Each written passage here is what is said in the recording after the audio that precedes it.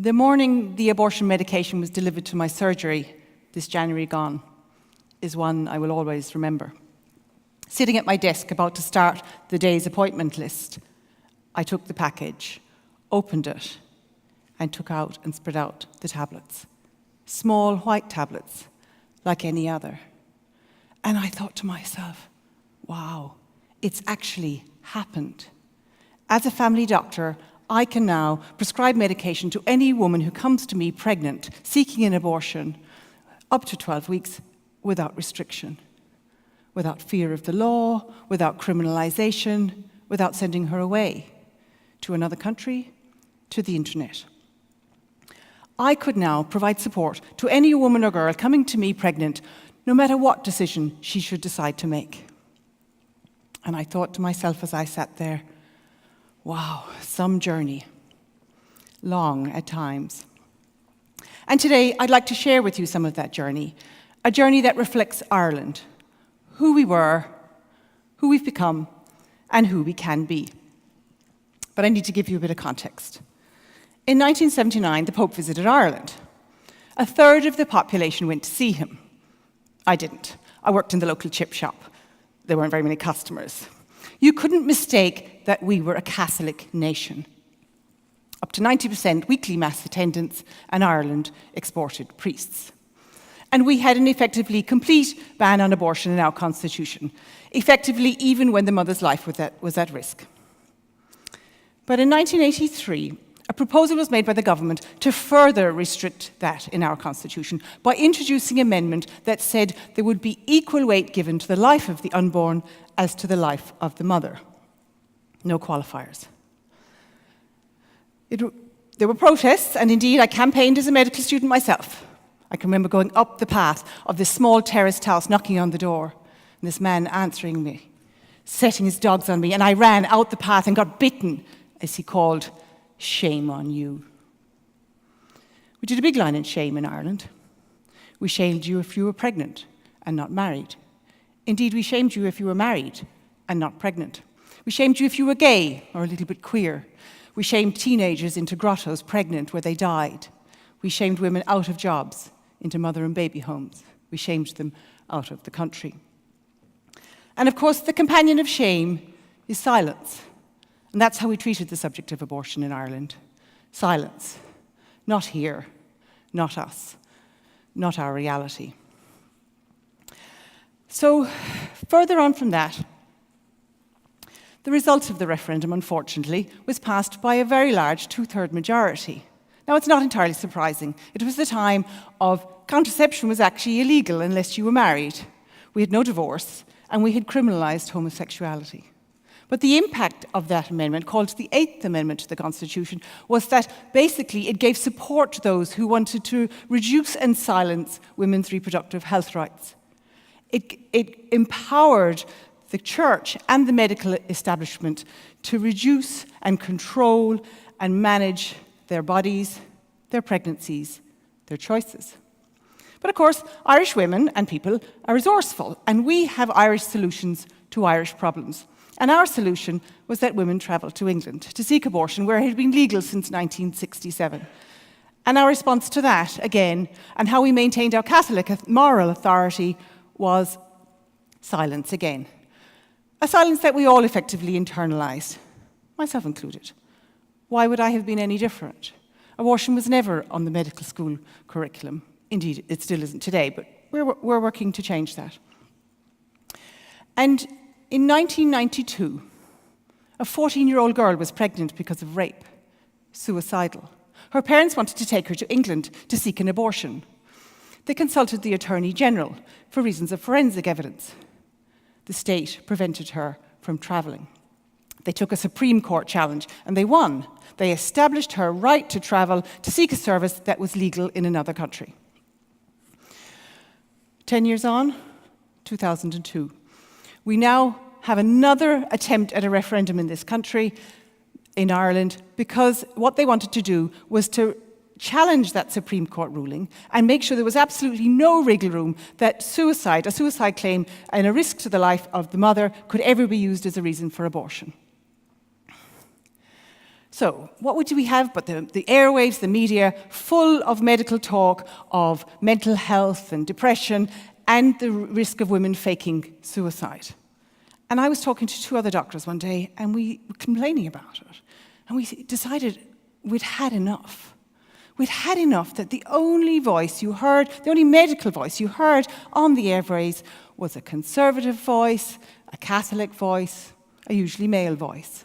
And we knew that it could be different. We knew that there was a different medical voice and that it was important that the wider community heard that. And so Doctors for Choice began. And we were a small but active organisation, and we developed evidence, we debunked myths, we gave talks, we gave interviews. And one of the things that we established that was the most effective thing we could do was actually telling our patients' stories, telling their truth.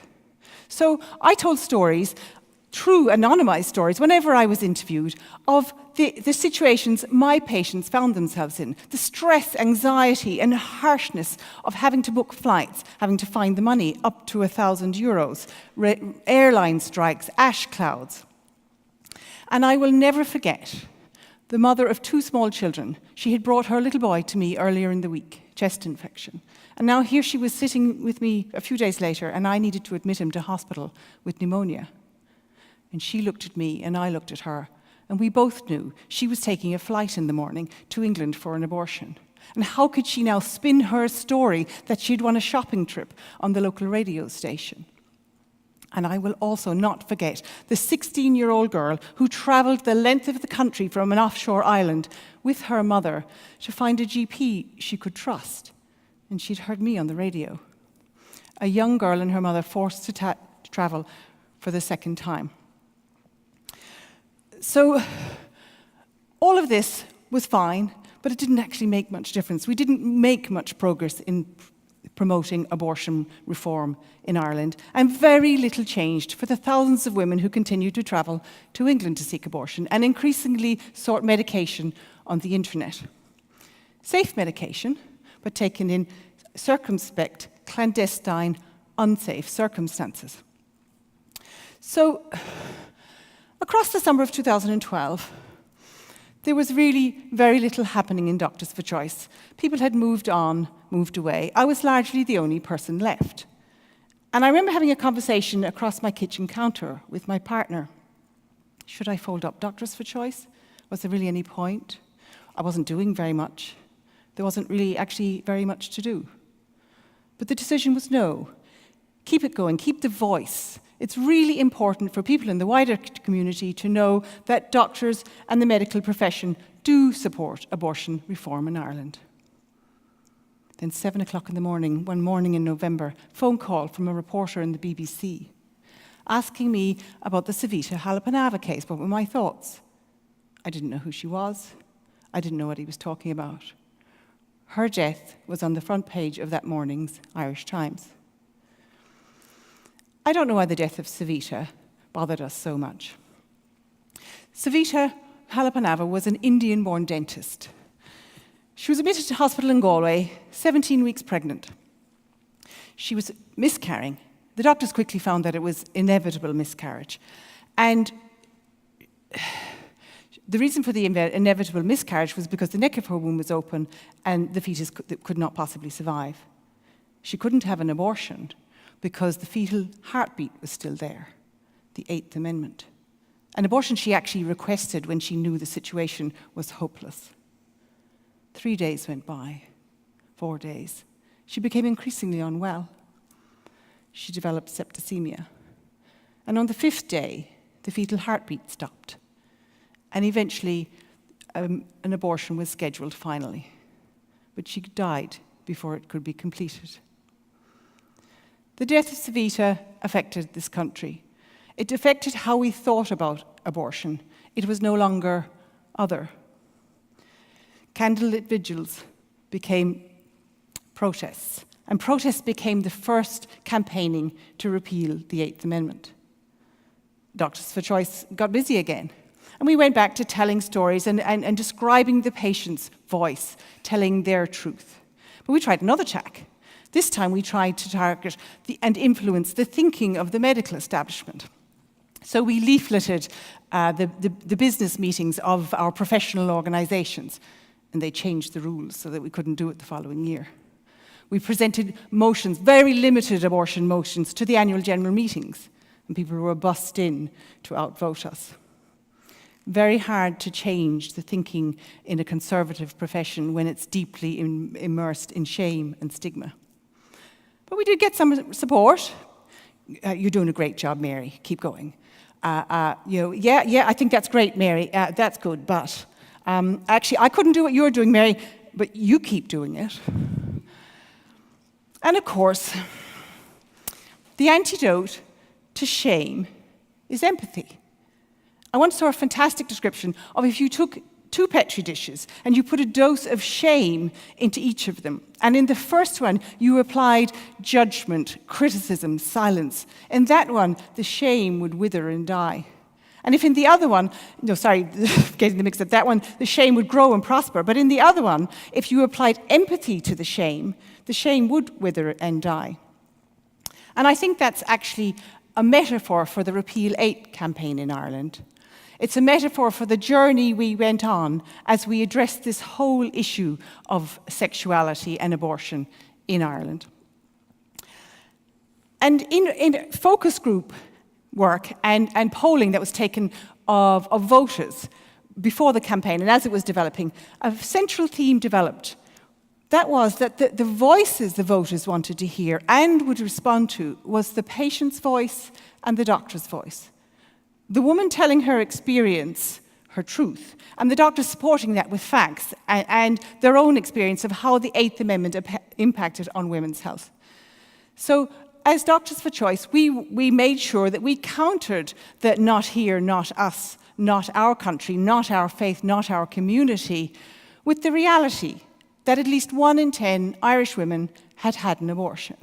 And that in actual fact, termination of pregnancy was the most common gynecological procedure an Irish woman could ever have. And across the country, voices developed. Many, many voices. The campaign was called Together for Yes. So we had parents for choice and grannies for choice. We had farmers for choice and lads for choice.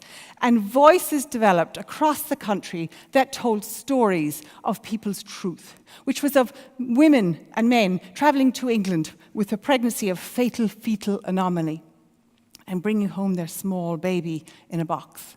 We had enforced pregnancies of asylum seekers because they didn't have the papers to travel. We had women wheeled to the steps of airplanes, so ill, travelling to England for abortions. And in the last weeks of the campaign, many, many doctors found the courage to give their voice to a call for repeal, to say that yes, the Eighth Amendment did affect the care they could give to women in Ireland. And over 1,000 doctors signed a petition calling for repeal. Bringing the subject of abortion out into the open in Ireland and allowing us hear people's stories, walk in their shoes, allowed us express empathy. And then the Irish people took that empathy to the polling stations, voted in really large numbers, and a significant 2/3 majority voted for change. Some journey from the impossible to the possible. And in the time since that historic day, many people have asked me, what made you do it? People have called me a leader. I'm not naturally a showy person. I'm not naturally somebody who wants to put myself out there. But for this I would, and for this I did. I think as a society, we actually make too much out of leadership. We make it bigger, superior, different, something other.